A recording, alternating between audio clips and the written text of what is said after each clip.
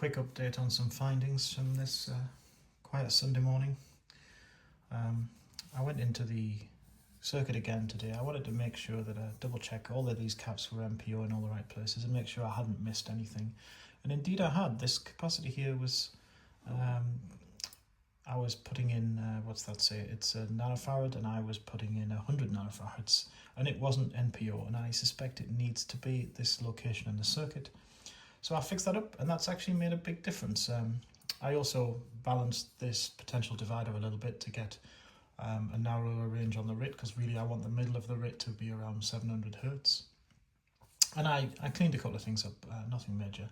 But yeah, it's made a big difference to the transmit. So you can see that we're currently sat on 7 megahertz, 812 Hertz there.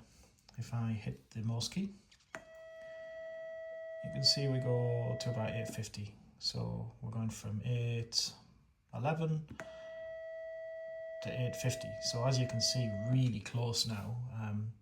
The RIT obviously is set right to the top here, so I'm trying to transmit on the same frequency I'm listening on, which you wouldn't do in practice, but this is the good test that, as I explained in the last video, I'm making sure that these values match. So yes, we're sat at 808 here again, back up to that 846, back to 808. So yeah, 40 Hertz is damn close when you consider that's 40 parts in 7 million.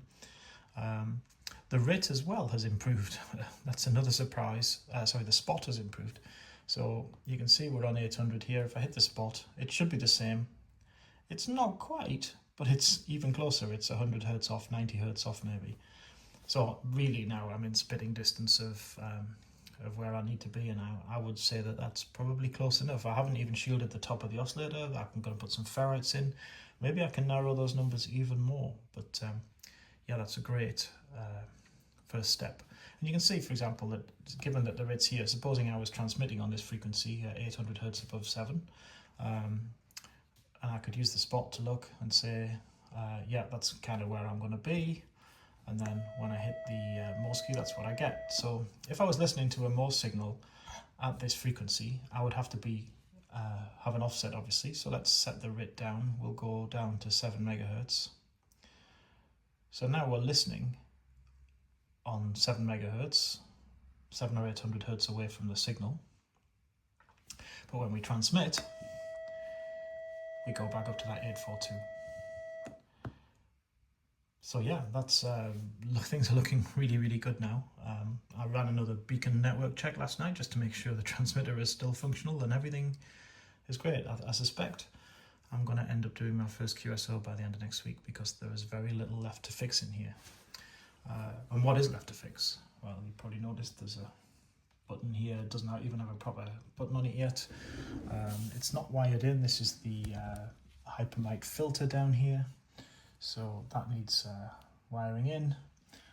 As I mentioned,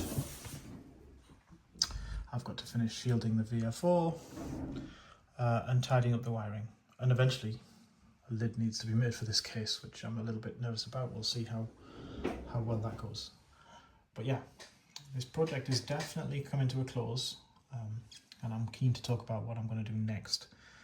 But first job of business is to make my first ever QSO using this radio, and it does feel within grasping distance now.